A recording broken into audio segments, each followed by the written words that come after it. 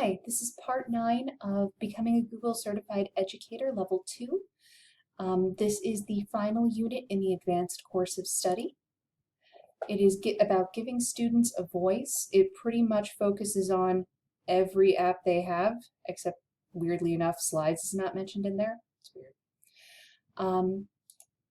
I felt like this unit really had more to do with how to apply the apps rather than the nuts and bolts of the various apps. The questions that threw me at the end of any given unit were ones that had to deal with the very fine tunings of something, such as knowing how you can edit comments in Blogger. It's not something I know off the top of my head. It's not something I'm ever going to know off the top of my head. It's going to be something I go into Blogger and I take a look at the options. And Google doesn't usually expect you to memorize things like that for these tests. So I'm going to go into the test hoping that I don't need to know that off the top of my head. But let's go into the quick sections and I'll give you a quick overview. They talk about synchronous and asynchronous discussion, which is of course something that is in sync is all at the same time. So you would use Google Hangouts or Google Hangouts on Air generally for synchronous discussion. You can also use chat. You can use Google Classroom. There are different other kinds of apps you can use, but generally when you're talking about synchronous discussion, you're generally talking about Hangouts and on Air. Asynchronous discussion is collaboration on a Google Doc or slide, the classroom stream discussion, or making comments on a doc. Anything where the two people who are discussing things do not have to be commenting at the same time. You can have both asynchronous discussion or synchronous discussion in a Google Groups Q&A or Q&A chat or a Google Groups web forum. I don't know that much about Google Groups. Before I take the test, I'm going to take out some time and really review Google Groups through the Learning Center, so I still have that to do. It's interesting to note that you cannot use YouTube to directly record and upload to YouTube anymore as of 1.16.16. In the very beginning of the unit as it exists on the Learning Center, it says how to do this, how to upload directly to YouTube. You can't. And there's a couple of operations that you have to go in and you see that Google has since updated or destroyed functionality. So I'm wondering how the test is going to compensate for things that they haven't even taken out of their learning materials yet. I'll see. There's a whole section about publishing online. It's covered publishing online in the online portfolios in earlier units, in stuff about Blogger, in stuff about sites. Students can share their work on Blogger, writing, on YouTube, videos, Hangouts on Air, live action, debates, forums, Q&A sessions, or on sites where you can include just about everything. It's useful to note you cannot make your YouTube channel completely private. And that was that entire unit. Shaping school experiences. Here they talk about how the Google apps can shape the experiences of kids that are still in school.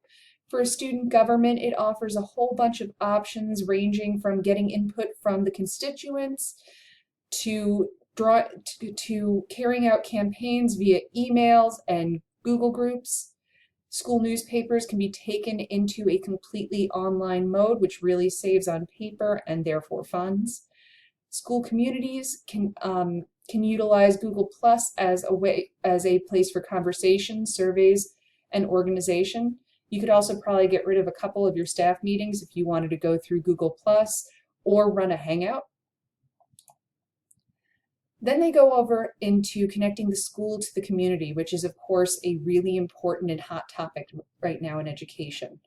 They go through this entire, I've posted this big paragraph so you can see the flow of how they think that the Google suite of apps can help.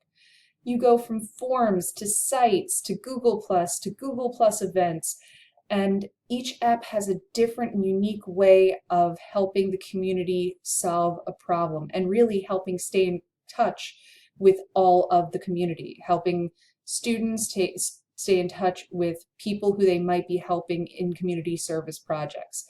it's really a very visionary moment. It's a very inspiring use of computer technology to really connect us to our communities.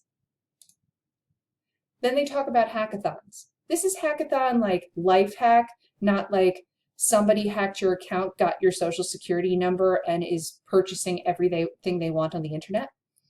The stages of a hackathon involve developing an agenda, collecting or brainstorming problems, pitching problems to be solved, formulating the solution, and presentation of solutions. When I was a kid, they called this future problem solving. However, this hackathon generally focuses on how to incorporate the Google suite of apps into the future problem solving process. So if you're familiar with future problem solving, you understand this process. Just put it into a little bit more of a digital arena and a current problems process.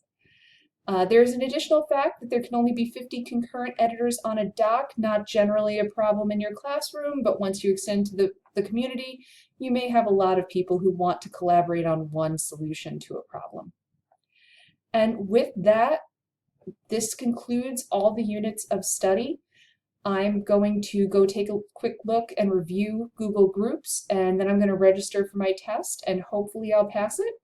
I hope this has been useful. If there's something that was not useful, well, no. If there's something more that you need that would be useful, let me know. I can do a video on that. But I hope that if you are studying to get your Google certification, that you get the level 2 certification and pass with flying colors. Good luck.